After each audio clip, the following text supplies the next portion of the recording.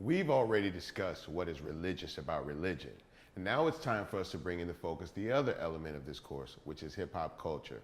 And there's really no better place to have this discussion than right here at Rap A Lot Records, one of the major points of hip hop development in the city of Houston. Now we'll hang here for a minute while we go over a working knowledge of the key elements of hip hop culture, starting with its origins right here in the United States. I personally think it's important for us to define hip hop culture before we get started. Now, before we start talking about hip hop culture, we want to try to give it some sort of definition. Now, hip hop culture is one of the most significant cultural developments of the 20th century. Its impact is global and it reaches across many cultural realms. Students that choose to take this course will gain a working knowledge of hip hop culture, not to mention its key elements, key vocabulary, and its history, which is very important and vital to this course.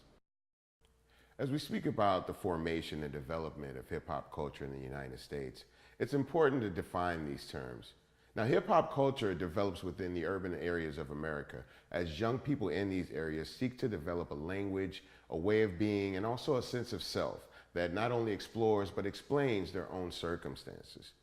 When Pimp C and I sought to start UGK, one of the things that we really wanted to focus on was defining ourselves not only as individuals, but also defining our surroundings, our community, and our city. Being from a small town of Port Arthur, we grew up with a lot of pride about that community. And though a lot of hip hop in the area was starting in the city of Houston, and we knew we'd have to go to Houston to develop our sound and also to make our bones, so to speak, we wanted to make sure that we didn't lose touch with the place that we come from and the individuals that we were. So we sought to use key vocabulary, key terminology, and different things that take place really only in that part of the country. Using words like trill helped to separate us from the big boys in the city of Houston while also helping to define and identify ourselves.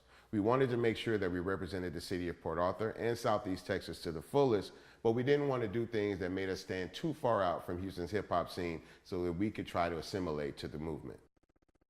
The culture of hip hop is composed of four key elements. The first element being rap, second element being DJ, the third element being breaking or breakdancing, and the fourth element, which is visual art, or normally referred to as graffiti. The first element we're going to talk about is rap. Now, rap is the vocal extension of hip hop. Most people know rap as a form of poetry that's usually performed on top of music, behind a DJ soundscape, or a cappella in a circle most people would call a cipher.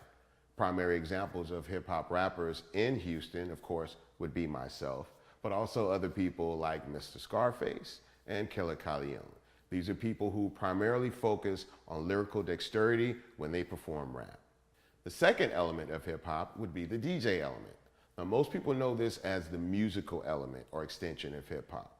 The DJ's job is to provide a soundscape, either with a rapper or without, to entertain people and to get them in a certain frame of mind or to have them feeling a certain type of way, as we like to say. Notable DJs from Houston, of course, include DJ Screw, who was able to create an entire culture just based on his DJ skills alone. Also, people like Michael Watts, who represents the Swisher House, have been able to help translate this sound from outside of Houston around the world. Now, the third element of hip hop we're talking about would be breaking or breakdancing. This would be the physical extension of hip hop's culture. Breaking is where individuals use physical motions and bend and contort their bodies in order to express themselves either along with the MC in the music or by music alone. It's a way for people to express themselves physically and to kind of sweat through the frustrations and also to connect with other like-minded individuals within the hip hop culture. Many different breaking skills and techniques help people to define who they are and also where they're from. The fourth and final element of hip hop culture would be the visual artistic element, or what many inside the culture refer to as either graffiti or tagging.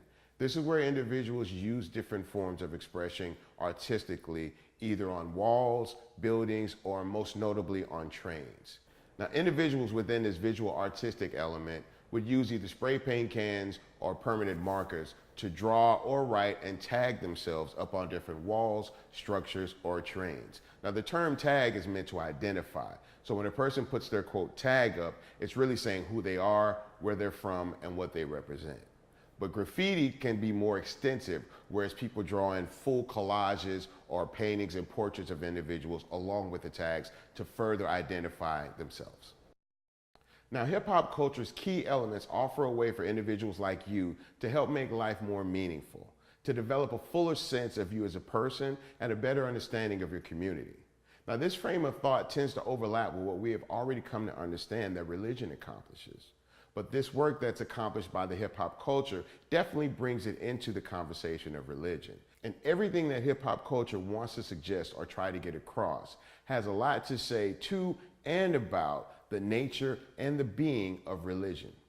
Now, as you take this course, you'll become more educated not only about hip hop's culture and thoughts and feelings about religion, but in the ways that these two worlds tend to overlap. I believe that hip hop culture and religion have a lot more in common than we've been led to believe. And through this course, we'll be able to bring that into fruition for you. Now that Dr. Penn and I are finished talking about hip hop and religion, we thought it'd be nice to put together some cool music videos as well as music to kind of further the conversation. If any of you out there choose to dig a little bit deeper in the conversation or want to discuss these key hip hop elements a little further, feel free to check out the bonus reel. That's what it's there for.